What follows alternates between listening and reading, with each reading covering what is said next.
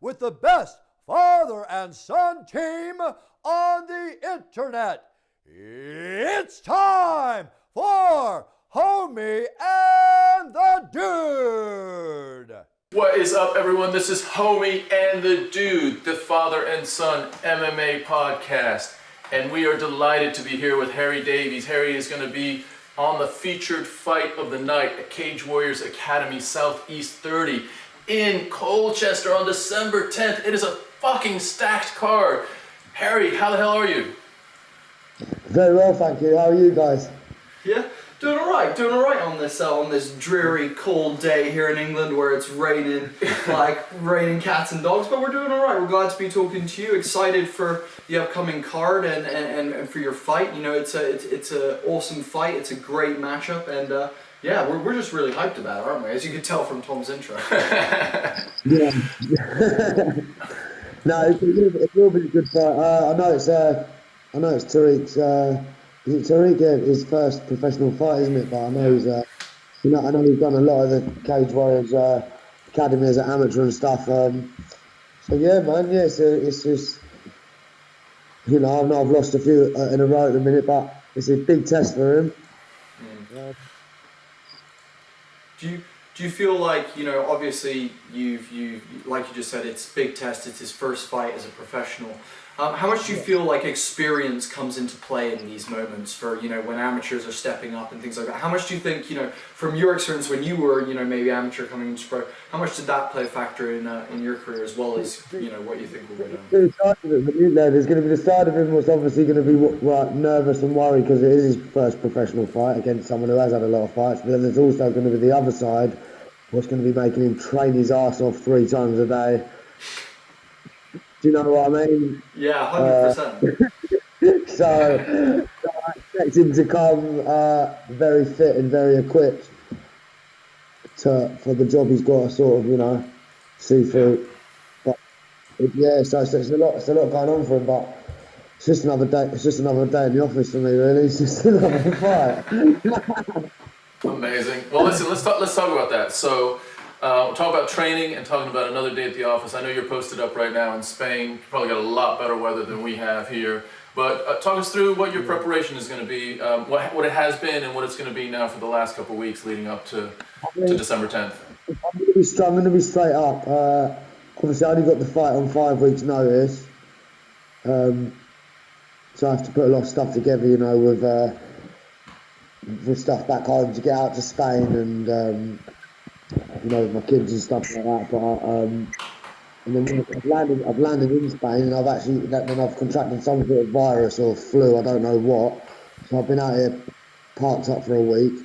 So there's not really I'm not going to make excuses. I've been fighting for a lot of years now, so I've been prepping every day for a fight.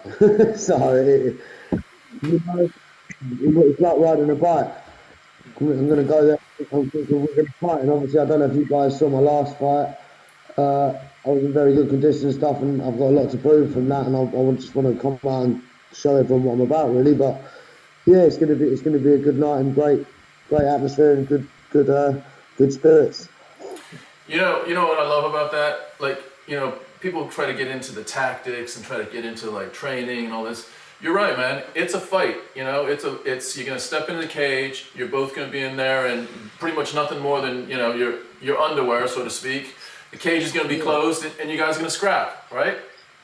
You know, this is just like when you asked me the question about, you know, I wonder how he's feeling, obviously, with you know, his first fight as a pro, and I'm saying, obviously, you know, he's going to be training hard, but it's like, I know it can work both ways, you know. I know I've not had the best camp, but then also that can be a danger for him because I'm going to be, you know, probably a bit angry with myself and a bit more throwing a bit more harder.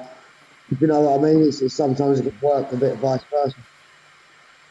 How much do you think? Obviously, you know, because it's a pro fight, and from amateur in England up to pro, you know, you get a couple more tools added to your toolkit. You're allowed elbows, you're allowed knees to face, you know, all that kind of stuff. How much do you feel like, if anything, that's going to be a factor? Is it something, we've seen from a couple of your fights that, you definitely have got some nice hands and whatnot, but is it something that you're going to be looking to maybe maximize on, as it might be an area that in his experience up until this point hasn't been something he's done a lot of? I think at first it will be quite overwhelming for him, but he's an experienced, it's amateur professional. There's not, like you say, I know there's not much difference in it, is there? Really, just the elbows and the knees, face. But I think he's a natural fight anyway. That's going to be naturally thrown out for him anyway. I think when there are these amateur rules, you know what I mean? These fighters, they do want to throw it. It's almost stopping them. It's not natural, is it? Almost. Yeah. So, It ain't going to be no easy fight. I know that. I know just because it's his first fight, it doesn't matter. If people think, maybe people think I'm taking an easy fight because it's his first fight, but I know this ain't going to be an easy fight. Yeah, well, here's a little bit of background on what we know of Cage Warriors Academy Southeast. I don't know how you haven't been on one of their cards previously, have you? No, I fought at the Cage Warriors. I saw that. Yeah. Well, here's the thing. Yeah. Here's what I would say. The great thing about this promotion is it's super professional in that they're going to have referees that you will see in Cage Warriors. You'll see them in the UFC. They've got the doctors, the whole staff around the promotion is top notch, and then the production of the promotion is pretty kick-ass as well. As far as the music, they got big screens. They got a really, really good audience. So with that in mind, how are you with a big lively crowd? Does that inspire you? Do you like to get into a situation where the crowd's pretty loud and boisterous? I never actually think about the crowd, if I'm honest with you. Okay. That's a funny question. Yeah, I don't know. Or maybe I think I'm not too. I don't really try to think about the crowd because obviously, there's no one going to help you in the crowd, or you got to really try and drown them out, ain't you? But yeah, I've never really thought about it. But I don't know. I take it this is obviously Tariq's stomping ground, isn't it? So I will be. What's it called? The rival. The underdog. Yeah, exactly. Yeah, exactly. Yeah. I can imagine that kind of thing would be, I was born the underdog, so it doesn't really matter to me. It doesn't. I'm the underdog every day, so it's cool. I prefer to be the underdog. Mate, you know what I really appreciate about you? I can just tell, you've scrapped your whole life. You've had to fight your whole life, and this is just another fight. I appreciate that. No, it's awesome, dude. And I was actually going to ask you. You mentioned that you've come out to Spain to do your camp, and you've been working and whatnot, and you've been away from family and whatnot. What you also mentioned, that you've lost a couple of fights recently. What's motivating you? What's the lead thing that, like, in the back of your head is motivating for you this fight? Is it getting a win? Is it family? Is it money? What's motivating you for this one, man? The thing what is that's motivating me the most is the fact that I'd say over the last, there's me being brutally honest again. Over the last couple of years, I've not had the best time. I've not been putting the best camps in the world in. I'm going to be straight up. But now in my head, it's like I need to start fighting again more often, and then I'm going to get myself away. I've already actually booked up to come back to Spain for 3 months next year, and I want to have like an actual 5-month period, where I'm having train for 2.5 months, having a fight. And then train for another 2.5 months, having another fight like I was when I was sort of 5-1 and I was actually putting my head into the game, But obviously, as a 33-year-old man with family and work and life, things happen.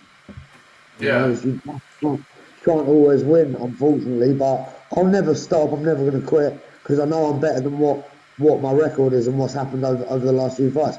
Everyone knows that. Everyone knows that. They're not stupid. I've just had a bit of a bad patch. Yeah. Yeah. You know what else I really appreciate about this conversation, Harry, is just how down to earth and honest you are about just where you are, what's going on, how you're approaching things. Like, we talk to a lot of people, especially you see it a lot of times in the fight game as well, where people are talking shit. People are just, bigging themselves up, So or whatever they think the media wants to hear. yeah, or ripping down their opponent or whatever. And it feels like this is just straight talk coming from you. Funny enough, that's what they did with my last fight, and got me to try and you know what, I got knocked out in it, and you know what, it done made him because I don't chat shit. I try not to get into that. The old saying, chat shit, get banged. It's literally, if you're not that guy who doesn't chat shit and you do it, you end up getting that karmatic. Yeah, okay, that's what's gonna happen to you because you're not that. You know what I mean?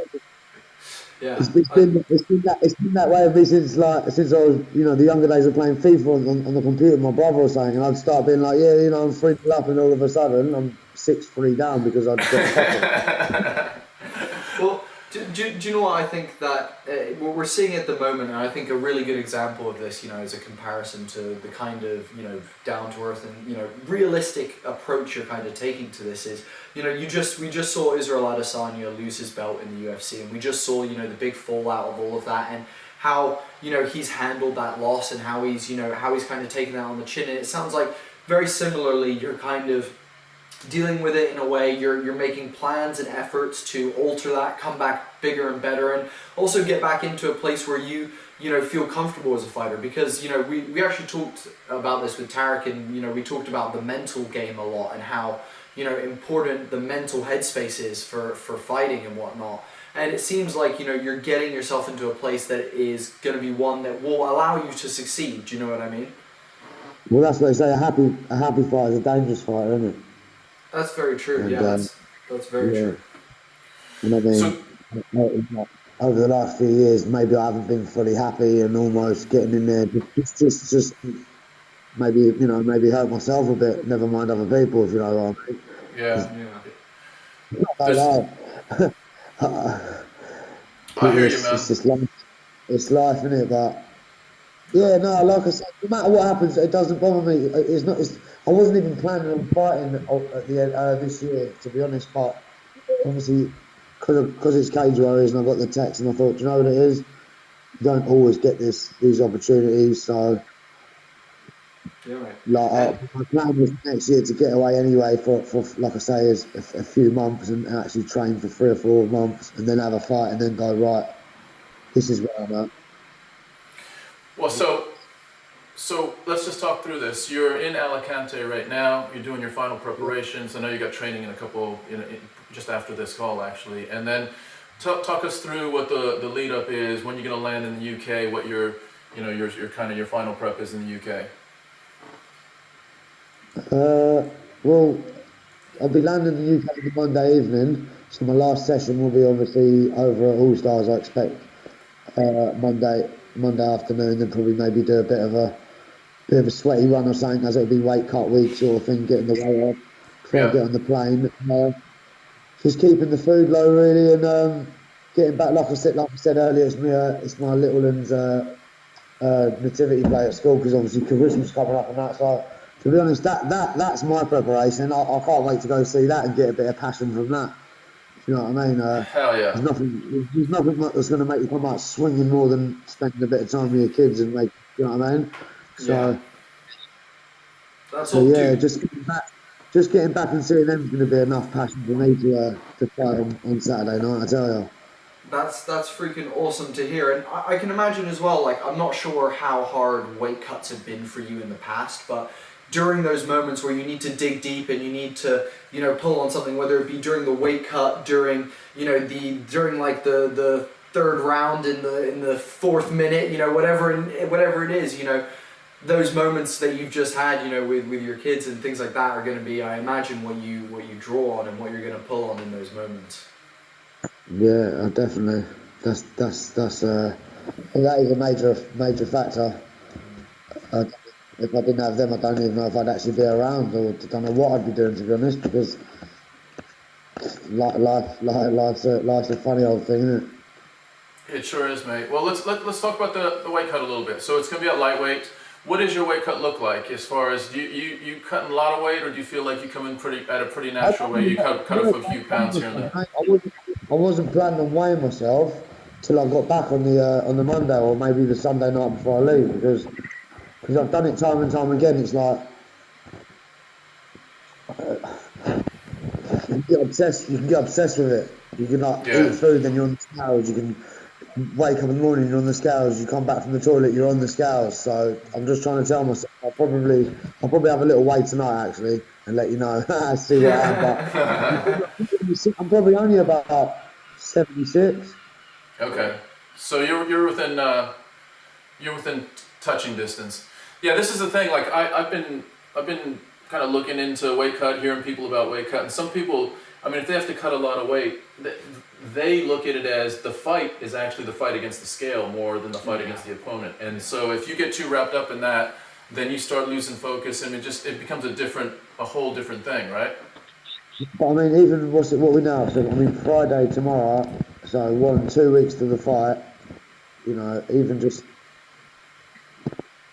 that, I can lose 10 pounds. You know, naturally in that time, completely natural. Just, and you know, you got to think what. So I think two or 3 kilos of water is nothing. But I know some of these. I don't know what a Tariq walks around at, but it's probably about 82 or something. I could imagine. I'm not too keen. Do you remember what? He looks like a big old dude. Yeah. Not sure at all, but I was gonna say he's not super tall. I'd definitely say that he's not the tallest of fighters, but I've never seen him like. To be fair, I've not interviewed him as much as you have. You've actually been the one who interviewed him. I think he's a legitimate lightweight. You know, that's what I would say. That's his weight class for sure. Yeah. Well, dude. Yeah. Obviously. Go for it, Holmes. Sorry, no, I was just going to say,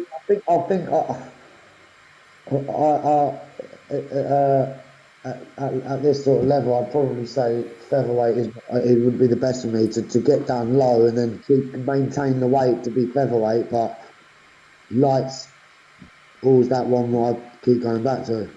Yeah. Well, yeah. Hey, if you feel like you're getting yourself on the path and you're heading in that direction, I don't see why the next one can't be featherweight, and that'd be really interesting to see. You can't even have oxygen for dinner, sort of thing. Well, mate, it's been. I know we've been talking for the last couple of weeks trying to make this happen. So, firstly, it's been an absolute pleasure to get to meet you. Looking forward to meeting you in person on December 10th. And let me just set the scene. So you will be on the main card as the feature fight on December 10th of Cage Warriors Academy Southeast in Colchester at Charter Hall. And we're super psyched. The audience is amazing. The card itself is stacked all the way through. The promotion is great. So really, really looking forward to seeing you there, mate. And safe travels on your way back from Spain to the UK, and we'll see you in just under 2 weeks. Oh, thank you very much. God bless you too as well. Lovely to meet you both. Hey, you're a legend, mate. I hope you have safe travels and a good weight cut, brother. All right. Have a great evening. Yeah, see you soon. Bye bye. Much love, dude. See you, Harry. Bye. Hey guys, thank you so much for watching Homie and the Dude today. We hope you enjoyed this video. If you did, please hit us with the Holy Trinity. Go follow us on Twitter, subscribe to the YouTube channel, and like the Facebook. It's the best way that you can help us out at the moment. Hope you have an awesome day. Thanks for watching, guys.